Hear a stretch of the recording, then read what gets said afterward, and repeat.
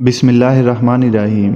ایک صاحب فرماتے ہیں کہ میں ایک خچر پر لوگوں کو دمیک سے زابدانی لے جایا کرتا تھا اور اسی کرایہ پر میری گزر بسر تھی۔ ایک مرتبہ ایک شخص نے خچر کرایہ پر لیا، میں نے اسے سوار کرایا اور لے چلا ایک جگہ جہاں دو راستے تھے۔ جب وہاں پہنچے تو اس نے کہا اس راہ چلو۔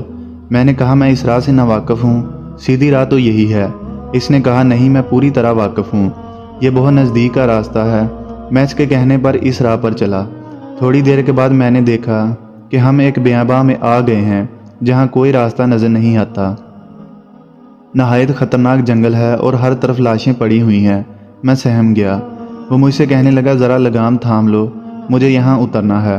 میں نے لگام تھام لی اور وہ اترا اور اپنے کپڑے ٹھیک کر کے چھری نکال کر مجھ پر حملہ کیا۔ میں وہاں سے سرپٹ بھاگا لیکن اس نے خیال بھی نہ کیا۔ میں نے کہا اچھا یہ خچر اور کل سامان جو میرے پاس ہے تو لے لے اور مجھے چھوڑ دے۔ اس نے کہا یہ تو میرا ہو ہی چکا ہے لیکن میں تجھے زندہ نہیں چھوڑنا چاہتا۔ میں نے اسے خدا کا خوف دلایا، آخرت کے عذابوں کا ذکر کیا، لیکن اس چیز نے بھی اس پر کوئی اثر نہ کیا اور وہ میرے قتل پر تلا رہا۔ اب میں مایوس ہو گیا اور مرنے کے لیے تیار ہو گیا اور اس سے بمنت التجا کی کہ آپ مجھے 2 رکعت نماز ادا کر لینے دیجیے۔ اس نے کہا اچھا جلدی پڑھ لے۔ میں نے نماز شروع کی لیکن خدا کی قسم میری زبان سے قرآن مجید کا ایک حرف بھی نہیں نکلا تھا۔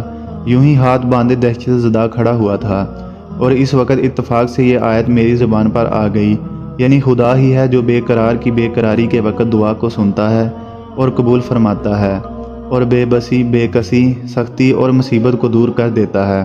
بس اس آیت کا زبان سے جاری ہونا تھا کہ میں نے دیکھا کہ بیچوں بیچ جنگل میں سے ایک گھوڑ سوار تیزی سے اپنا گھوڑا بگائے نیزہ تانے ہماری طرف چلا آ رہا ہے اور بغیر کچھ کہے اس ڈاکو کے پیٹھ میں اس نے اپنا نیزہ گھسیڑ دیا اور جو اس کے جگر میں آر پار ہو گیا اور وہ اس وقت بے جان ہو کر گر پڑا۔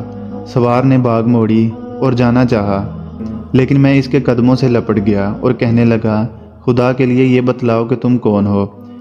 اس نے کہا کہ میں اس کا بھیجا ہوا ہوں جو مجبوروں، بے کسوں اور بے بسوں کی دعا قبول فرماتا ہے اور مصیبتوں آفت کو ٹال دیتا ہے۔ میں نے خدا کا شکر ادا کیا اور وہاں سے اپنا خچر اور مال لے کر صحیح سالم واپس لوٹا۔ اس کو پکارنا حق ہے، اس کے سوا نہ کوئی پکار سن سکتا ہے اور نہ مصیبتوں اور پریشانیوں کو دور کر سکتا ہے۔ سبحان اللہ۔